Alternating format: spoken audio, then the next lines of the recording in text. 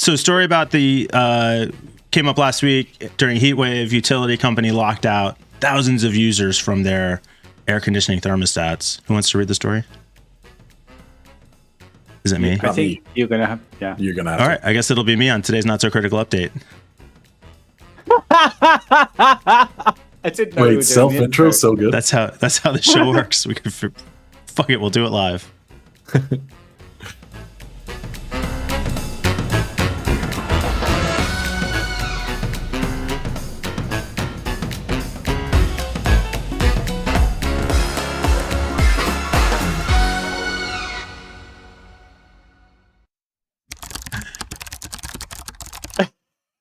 There's been a lot of. You amused by that, Peter? Yeah. Right. There's been a lot of stories recently about heat waves and or cold snaps and how they're affecting power grids in different states. We had a couple years ago Texas. It's happened more recently in California, Colorado.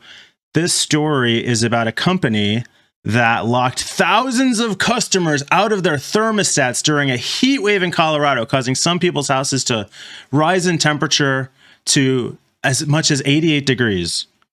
This is a travesty. Or is it? It's very scary. No. Yeah. It's super scary. Absolutely. Oh, really? Does the fact first that thing that comes to mind? Go ahead. Go ahead. We'll come back to that. The first thing that comes to mind is I just want to also reference the UK and the price increase in electricity, thanks to what I assume is Russia's pipelines being shut off. Lots of reasons. But the scary thing here is that we're not only seeing it in places like Colorado and California, we're also seeing energy or lack thereof affecting places all over the world. The reason this is scary is because the heat will kill people and the cold will kill people in the 21st century. And that to me, in first world countries, that to me is crazy. Like, we are in the dystopia. Yeah. Apocalypse Now. Yeah. Or a boring apocalypse. Yeah. A boring dystopia, yeah. Dystopia, yeah. So increasingly extreme weather is taxing energy grids around the world. Add to that energy shortages in Europe, Germany, and France specifically because of their dependence on natural gas that was previously coming out of Russia, setting aside the fact that Russia's energy industry is actually doing pretty well because they're just selling all their oil or natural gas now to Saudi Arabia, who's then putting it on the market and flowing it out to everybody else. So we're really only hurting ourselves. Right. In this case, though, it doesn't make a difference that these people asked for it. The people who were affected by this all signed up for a program to get money back in exchange for their participation that said, if one of these extreme weather events happens, then in exchange for giving you this discount, we are going to adjust your thermostat. If we decide that the demand is, but can you blame them for thinking that they live in the northmost state in America, or on that line, I mean, and in one of the most north, on the northern side of America, bordering Canada, thinking that this won't be a problem? I can't really blame them for their ignorance. But that alleviates them of responsibility for making the decision then? It's tough. I just feel like they didn't think that it would affect them to the point of potentially killing them. They didn't think that. That's why they took the deal. Whose problem is that? Whose fault is that? I mean, on one end, it's the power company's responsibility to make sure that their residents are safe. They were uncomfortable. Okay. Nobody's AC was shut off. Oh, okay. It was just turned down to like 1. Yeah, I don't know. There were reports that some temperatures some houses maybe got as warm as 88 degrees. I'm not going to say whether people were exaggerating or how many people were affected by that. I didn't read about any deaths that came out of this, so I'm assuming there weren't any. Sure. Okay, 88 degrees, not the end of the world. Peter, that's around I think around 28. Celsius. It's warm. Warm. It's warm. It's hot. Yeah, It's absolutely uncomfortable for sure. I would be pissed and sweating my ass off. Yeah, in 88 degrees inside my house. So I think both. I don't like that system that it's even offered. I think that's super weird and not a fan. And then 2, you're an idiot. You're an idiot for signing up for that. No. The customers. Yeah. Well, yes. Hey, thanks, John. Let's keep it simple. Jeez. That sucks. But like that was not smart and shouldn't have done that. And you probably know that now. All right. Considering smart. that you lived considering that you lived and had to live through 90 degrees inside of your house, which I've experienced. And a few people here have experienced, and that shit is super uncomfortable. You're not sleeping. Yeah. You're not going to bed. Okay. I was struggling because I want to come down on one side or the other here because it feels like someone's very wrong. I don't know who. It's such a yeah. I can't figure out who. I'm in one of those moods today. It's a super shady. It's a super shady thing to offer by the power company, and it's also a super dumb thing to take on. Right. Just for the sake of being angry, I have no sympathy for the people who signed up for this whatsoever. There you go. Wow. No, I don't really. I've had to live through that kind of temperatures before. I've when my AC is broken in a flat in Malta, and actually worse than that, when I've been in an office where the AC is broken and it's full of computers and it's heating up, and we have had to sweat through the whole day with 10 other people in the room. We just bought fans and drank a lot of water, and it sucked. But labor laws aren't exactly protecting you in certain countries, probably like Malta. Like they don't give a shit if your AC isn't working. Yeah, pretty much.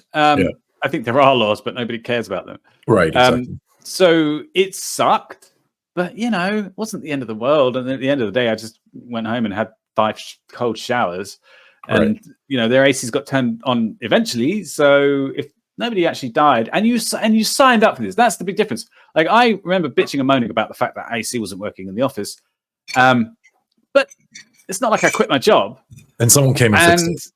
Yeah, well, after 3 weeks at one point. Sure. But like these people actually went, I want to get that discount. So if that was me and that it had happened to me, my thermostat was turned off, and I would be like, fuck, I wish I hadn't signed up for that stupid thing. I'm an idiot. I shouldn't have done that. But you know what? Fine print. Ugh. If it got to the point where somebody died, that's different. I think they should take responsibility for that. But that's what happened in Texas. Yeah, that's what I was going to say. To John's original point about how are we now in 2022 in a position where setting aside huge portions of the world where they don't even have heating and cooling and sometimes terribly hot or cold conditions. Yeah. We have modern energy grids collapsing or near collapsing in Texas under the cold, in California under the heat. And I think unfortunately it gets turned into a political issue, and maybe it is more a political issue than a technology issue, but man, I think the piece that gets glossed over the most is like the global warming aspect, where the extremes are just getting more and more extreme. So I don't think I can necessarily blame the energy grid or any specific state for doing it one way or another when it's just getting hotter and hotter and hotter and colder and colder and colder. I don't want to say more than anybody planned, but I guess maybe more than anybody realized, except for the scientists watching this who were like, we've been telling you since the 80s. Yeah. Al Gore. Yeah. That fucking psycho came out and said, you guys are idiots.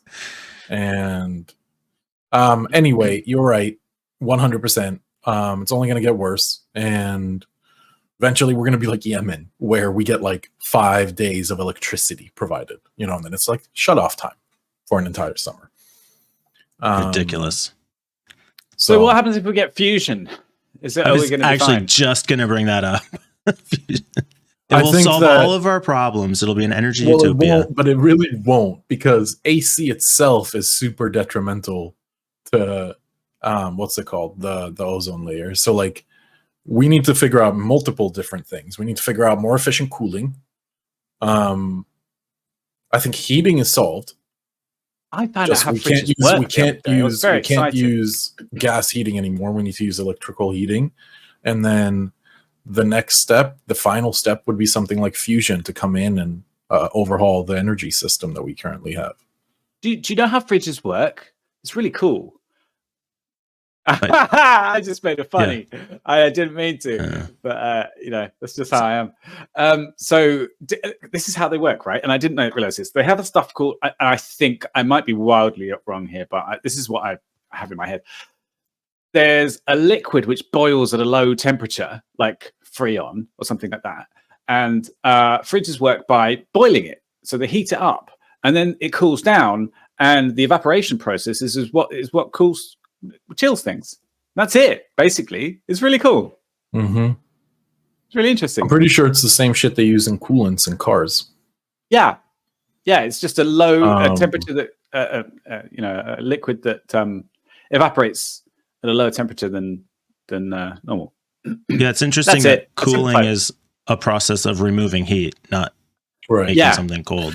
So from a show called Love, Death, and Robots, you guys seen that? Mm-hmm. Yeah. It's so good. So good. There's one episode with the civilization in a freezer. Do you guys remember?